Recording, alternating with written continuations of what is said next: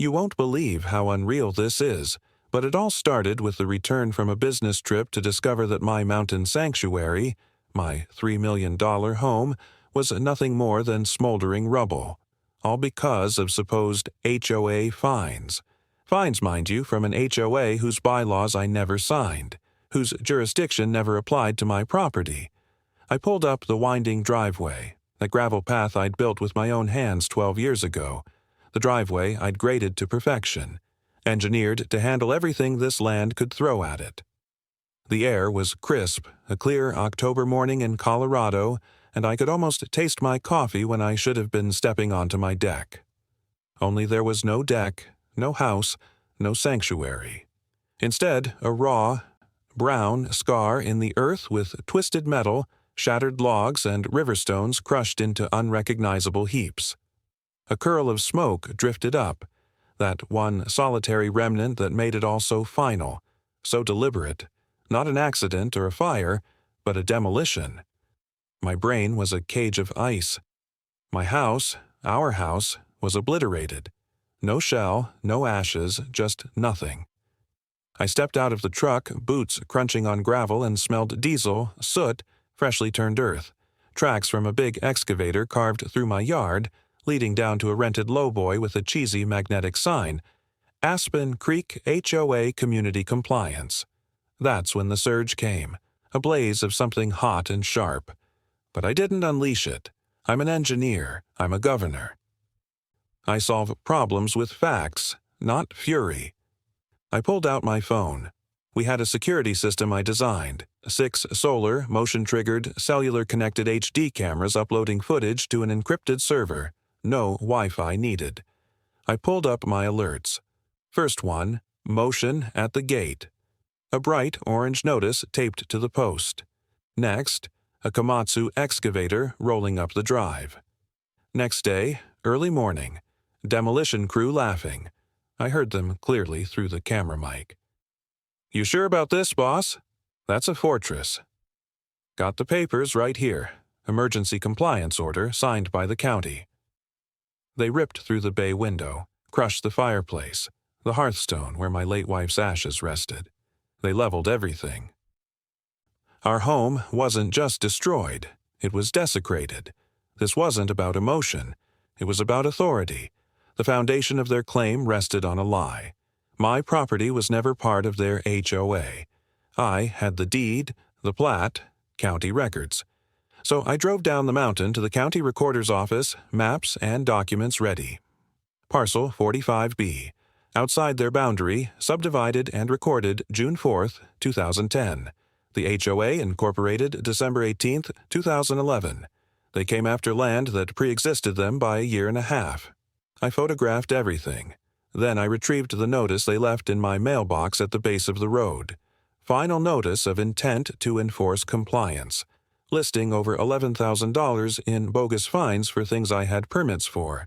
I had the deed, building permits, inspection certificates, flagpole permit, roofing approval, each one a receipt, a nail in their coffin.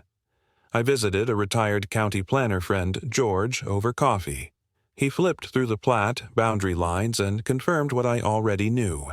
Without my written, notarized consent filed with the county, they had no authority. Sworn affidavit obtained.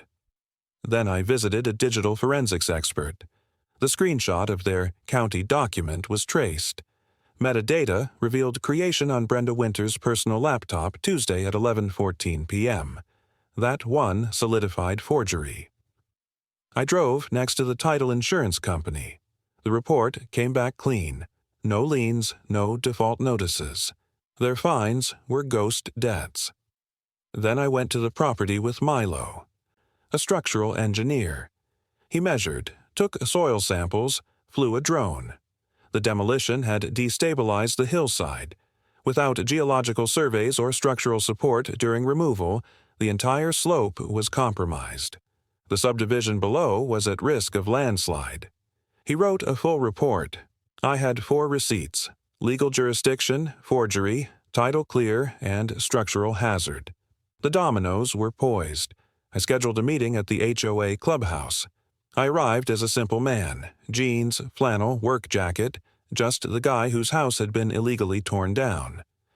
Brenda presided over the meeting, petty debates over mailbox shades, trash can timings, until she announced the successful removing of the eyesore up the hill, improving safety and home values.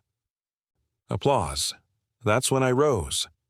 I addressed the room in a quiet, measured voice. I'm Redmond Kane. That was my home. I never signed your bylaws. You had no jurisdiction. Gasps. Brenda sputtered. I photographed the forged letter on their bulletin board and quietly pressed record as she flailed. I had 2 receipts in the clubhouse. Then I slipped out. Now I needed the rest. I created a password-protected web page with Milo's drone footage, raw, no commentary, showing destruction and slope instability. I sent an anonymous email to local media. The next morning, news cameras lined the road. I walked into the packed clubhouse. Brenda stumbled through another speech. I calmly went to the front and said, I'm the man whose home you illegally destroyed. Here is what happened. I projected the plat map proving my exclusion, the title report showing no liens, the forged document beside a real one, missing watermark, wrong font, wrong seal, and the metadata trace connecting the forgery to her laptop. I played the security footage. The room froze. I finished. You committed fraud. You trespassed. You endangered your own community, and I'm the governor of this state. The silence that followed was total. Board member Dana stood, declared she'd suspected something, resigned on the spot, and Brenda walked out ultimately alone. No threats, just facts. I filed a civil suit. At the preliminary hearing, we brought organized binders. Exhibit A, property records. B, forgery analysis. C, security footage. D, Milo's engineering report. EF, financials, appraisals, personal property inventory. The HOA lawyer floundered. The judge didn't. Jury? No, just a judge. She found them liable. Judgment, $4.8 million to me, $3.2 million for the home, plus property, legal costs, punitive damages, rebuild costs, and $500,000 for slope remediation. They were ordered to apologize publicly for 12 months. Brenda lost her position, criminal charges followed. Handcuffs clicked before the judge's gavel even landed.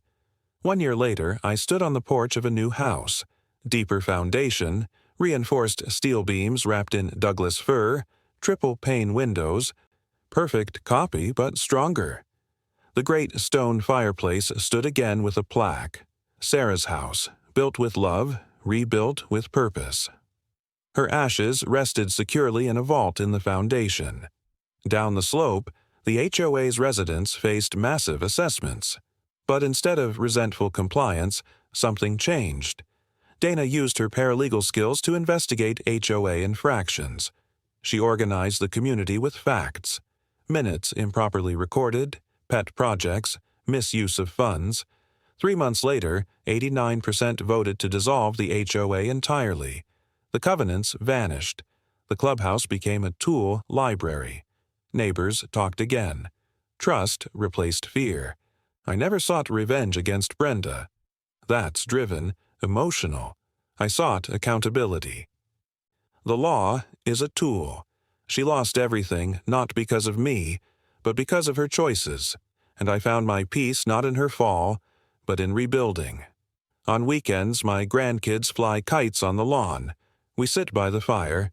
I tell stories of their grandmother. I don't dwell on the old house. I say that sometimes things break, and it's our job to rebuild them stronger. My flag flies gently. The mountain is calm. Everything is exactly as it should be.